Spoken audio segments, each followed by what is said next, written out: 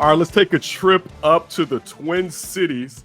You spent a lot of summers up there. My auntie stayed right next door to Prince's mom, the purple one. And to help us break down Gophers football, of course, from the Pioneer Press, we have the one and only Andy Greder joining us to talk football. We got to know what's going on with PJ Fleck and that team. Andy, how are you doing today? I'm great. Thanks for having me on. Listen, I want to start right with Fleck. You know, it's been a lot of commotions over the season, the offseason, I should say. Flirtation perhaps with the UCLA job and the commitment to, maintain. It's something that's kind of a fear, I feel like, within the Big Ten of having our good coaches cherry picked away. What's going on with PJ Fleck and how long can we expect him up there around the Twin Cities? Yeah. So, last February, once Chip Kelly left UCLA to go to Ohio State, they put out lists of likely candidates, and PJ Fleck was on the top of that list last February. And there was certainly real interest between the Bruins towards the Gophers head coach. And, the Gophers AD Mark Coyle and PJ talked throughout that weekend, and PJ decided to make an announcement that weekend that he was committed to staying in Minnesota, and then got a new kind of amended 7-year contract that has quote unquote retention bonuses of hundreds of thousands of dollars, money that we can only dream of and reporting and broadcasting. But they kind of recommitted to each other. And then when they went to Big Ten Media Days in Indianapolis, PJ Fleck got up on stage at Lucas Oil Stadium and said, it's okay to love where you're at. And he says he loves Minnesota.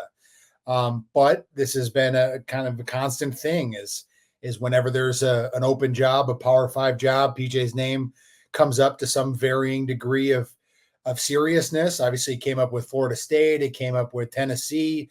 So it's been a reoccurring theme. And each time it happens, PJ Fleck gets a new contract out of it. He's been successful at Minnesota, a place that has been difficult to win at. He won 11 games in 2019, won 9 games in 2021 and 2022, which is above what they historically do here. And he does things the right way. He's a salesman, which I think some people really enjoy. It rubs other people the wrong way. But you can see the appeal and why he'd be coveted for some of these jobs and why he keeps getting contract extensions because of the overall success he's had at Minnesota. And I want to ask you a question that's close to us here in the state of Illinois. We're hoping that a coach like Brett Bielema can kind of get to where PJ has Minnesota. What are true expectations for these schools? Minnesota may have a better story football history, and I would say that perhaps we have at U of I. But what's the realistic expectation with the team going 6-7 last season, but PJ Fleck not having consecutive losing seasons since he's been with the Golden Gophers? Yeah, I think it's being consistent. I know that might be a kind of a boring answer, but kind of putting together pieces to have a year where if it all comes together, you're able to win 9-10 games. Maybe challenge for a spot in Indianapolis. Obviously, that's much more challenging in the 18-team Big Ten with some of the powerhouses that are coming from the West Coast. But just kind of putting together a recipe that if things go their way, they can pop and have kind of a dream season. I think you also need to realize that there are going to be years where it's not going to work out, where there are going to be injuries, where there's going to be inconsistency, say at the quarterback spot that the Gophers had last year, and you kind of are struggling and losing games consecutively. So kind of taking the good with the bad and hoping for the best, I guess, is kind of maybe a recipe for fans to have over how a program like Illinois or Minnesota can be successful or find success in a very challenging environment. And there's been a lot of upheaval on the offensive side of the ball. When you look at the skill positions, you have 2 new quarterbacks, 4 new running backs, and a couple of receivers. What are your expectations for Max Brosmer coming over from the FCS, I should say, and stepping into the Big Ten? Yeah, I think it's going to be interesting to see how he does make that adjustment. And obviously in spring ball, it was moving very fast for him. The linemen were much bigger than he was used to. The windows to throw into were much tighter, and you could see that he was very much in a learning curve with that experience. So, we've seen him kind of meet that level in fall camp. But yeah, it'll be interesting to see how that happens once the live bullets come, because obviously the Big Ten is much different than FCS, and playing against Michigan and Iowa is much different than playing against Rhode Island at New Hampshire like he did for so many years. So yeah, I think it's really to be determined at this point. I think what he's done that's been impressive thus far is he's kind of assumed a leadership responsibility within the team. He says the right things. He does the right things. He puts in the right hours that are necessary. So all of those things I think are pretty important. And I think he's been doing those kind of off the field, kind of preparing himself well, being kind of cerebral and leading. So kind of off the field intangibles, he's certainly shown that he can do it. What are your expectations for the second year of Darius Taylor? But also with that, because we know running the ball that can happen with the Golden Gophers. But what can Greg Harbaugh Jr. and Matt Simon do to marry that with the passing game this season? Yeah, I think we're looking for Darius. Everybody around the Gopher program saw how talented he is in the 5 games he was able to play at that time. Was leading the nation, leading the Big Ten, and rushing. So you saw the kind of talent that he has straight off a high school field. But what his problem was is that he wasn't able to stay healthy and missed the second half of the year. Came back in the bowl game and played well against Bowling Green in the Quick Lane Bowl. So number one, it's to stay healthy. We were just at practice today, and he came off with an injury. It doesn't sound like it's anything serious, but obviously people harken back to what happened last year. As far as kind of marrying the running game to the passing game, well, that's been kind of an age-old question that's followed PJ Fleck throughout his tenure in Minnesota. He obviously jokes about how, row the boat is RTB, and RTB also means run the ball. And that's how he looks at how his offenses go. He loves to do it. He does it ad nauseum at times, sometimes 70% of games, and kind of really limits what they can do in the passing game. And sometimes that is due to the inconsistency of the passer, like it was last year with Ethan Kaliakmanis, and other times it's due to standout players like Mo Ibrahim, who probably deserve 30-plus carries a game and can really handle that kind of workload. So, yeah, I think we want to see kind of maybe a 60-40 balance of run to pass. I think that's kind of a goal. I know Max Brosmer loves to include running backs in the passing game and include tight ends, and we've certainly seen that in fall camp to kind of have a shorter passing game complement a longer passing game and complement the running game as well. So they're certainly working towards figuring out what that balance is going to be, and it needs to be something that's more equitable if they want to have success. What other pass catches can we expect to relieve some of the pressure off of Daniel Jackson? Yeah, that's another great question. And I think Elijah Spencer, the second-year transfer from Charlotte, is a guy who kind of underwhelmed last year. Lemeki Brockington also dealt with injury issues a year ago. Christian Driver, Donald Driver's son, a Penn State transfer. He's kind of challenging for that third wide receiver spot. But that's been an issue for the Gophers for a number of years, is ever since 2019 when they had Tyler Johnson and Rashad Bateman and Chris Ottman-Bell in their dream season. They haven't had a full kind of complement of wide receivers to kind of take the pressure off of one guy. It's Chris Ottman-Bell for a number of years, and now it's Daniel Jackson, and you're really left wondering who those other guys are going to be. So it's the same kind of storyline going into this year of, are those guys that I mentioned going to be able to step up and take the pressure off Daniel Jackson, who's shown himself to be a very good wide receiver who, had nearly 60 catches and 800 yards and half a dozen touchdowns, which is even better when you consider how infrequent the Gophers passed last year. How stout would the O-line be with looks like it will be who is a nice tackle in Ariante Ursula? You have Tyler Cooper, but also Greg Johnson perhaps moving and taking over the center position going forward. Yeah, I mean, it's an experienced group. Ariante Ursula is a potential first-round draft pick at left tackle. Obviously, that is kind of their leader up front. Quinn Carroll, I think, also has some pro prospects. He's moving inside to guard. Greg Johnson, who you mentioned, is a sophomore who's transitioning from guard to center. You mentioned Tyler Cooper, and then at right tackle, it's Martez Lewis and Phillip Daniels competing for that spot. So, and PJ Fleck talked today about maybe feeling like they have 7 or 8 guys to be able to rotate in there. It's probably one of their better position groups. That and defensive line are number 1 or 2 or 2 and 1, depending on how you want to look at it. So they're good up front, and that's obviously key to how PJ wants to RTB, run the ball. Listen, unfortunately, I host our Bears podcast here, so yeah. I got to ask you an Ariante question just because I'm kind of into left tackles.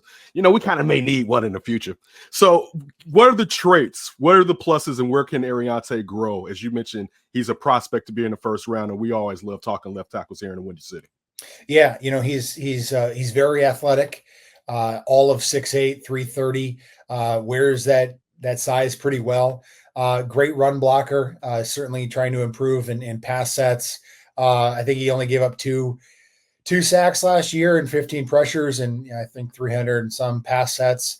So yeah, kind of an athletic, kind of stable kind of left tackle that you can probably sit and play with for 10 or so years. A guy who was very underrated coming out of Kansas City, but was someone that was plugged in kind of early on in his career and has certainly grown into be kind of an all-around type of left tackle, and also a guy who has personality, is willing to kind of share his musical interests and his willingness to dance and all of those kinds of things. So I think he's certainly rising up on draft boards, and we're seeing him kind of do well in the pass game and run game as well. Flipping to the defensive side of the ball, I think in the Big Ten, we get a little spoiled with Minnesota's defense. It was good, and we kind of expect it to be better than what it was last year. Mm-hmm. You mentioned the defensive line. What about the versatility in that defensive line, and what can we expect from it moving forward this season? Yeah, I think Ja Joyner is looking to have a double-digit sack season. He's a guy who could probably go in the first 3 rounds of the NFL draft. He'll be coming off the edge. Danny Strigow, Jalen Logan Redding, Devin Eastern are three of the four other guys along that defensive line. They feel like they've got some ability to rotate, some guys that they feel can play interiorly if they usually play on the edge, and vice versa, to kind of mix in some different looks. As far as the defense overall that needs to improve is Cody Lindenberg, who's been honored for some of the national defensive watch lists this week. Was a middle linebacker who's really kind of what PJ Fleck called the heart of the defense, and they missed him a lot last year, and their run defense was among the worst in the Big Ten because of it. In the back end, Tyler Nubin, a second-round pick of the New York Giants, he's gone, obviously, and they have to retool in the back end, and safety is going to be kind of a wide-open position group. So there's some versatility up front, some guys to mix and match, and then some guys that need to stay healthy in the back end, and for this team to bounce back from, like you said, which was a pretty poor showing a year ago. Bosmer isn't the only guy coming over from the FCS. You also have defensive coordinator Corey Heatherman. What's difference in the scheme moving forward? And also, how complex can it be with him taking on a higher level of competition within the Big Ten? Yeah, Corey Heatherman comes over he was a defensive coordinator last at James Madison, the FCS. He's been with Rutgers for the last couple of years as their linebacker coach. So he's been in the Big Ten. I think he's familiar with the league and what's required of it. When he was at James Madison, he was known for a very aggressive, blitz-happy type of approach, and they're pretty tight-lipped on how much they're going to be blitzing this year. I think they want to keep that to be a surprise, but you kind of also wonder about their personnel. Like I said, at safety spot, kind of are they able to man up back there as much as necessary if you're going to be blitzing as heavily as Corey Heatherman did at JMU? So that's kind of to be determined. But I think they like the fact that they've kind of simplified things up front to kind of – Joe Rossi was known as the guru at Minnesota before he left to take the same job at Michigan State, and things got a little complex for them after they kind of dealt with the defense for a number of years, kind of at more of a graduate level. And once they had those injuries, some of the young players that were stepping in, especially at linebacker last year, were playing too slow and getting exposed for it. So I think they've tried to simplify things and try to be multiple to kind of throw other offenses off. But I think like we talked about so many things with this team, it'll really be shown once they take the field August 29th against North Carolina.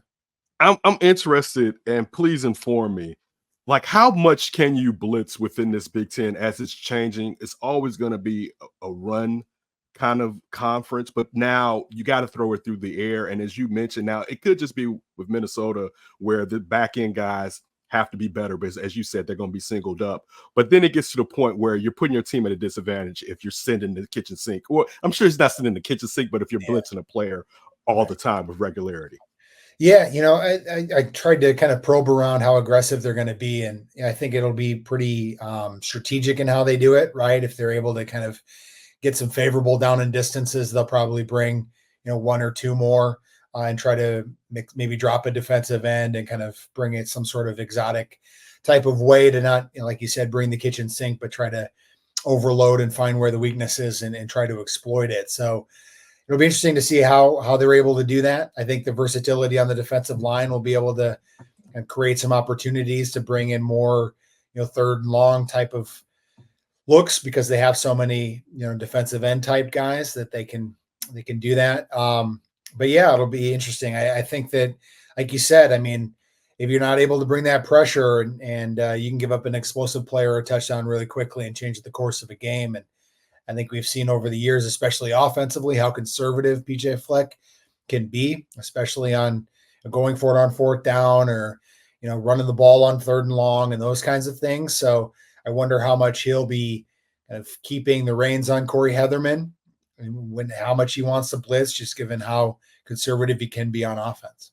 With the versatility, but also having good defensive ends, is there a chance where you could see a twist between a 4-3 and a 3-4 scheme to get more linebackers / defensive ends out there, particularly like in passing downs where it's clearly you could go after the quarterback? Yeah, I think PJ, like I said, is more of an offensive type of coach, but he really likes a 4-3 type of look defensively. I've seen a little bit more dime. They always have a nickel package, but I've seen some dime in fall camp. So maybe they do that to kind of change the packages a little bit.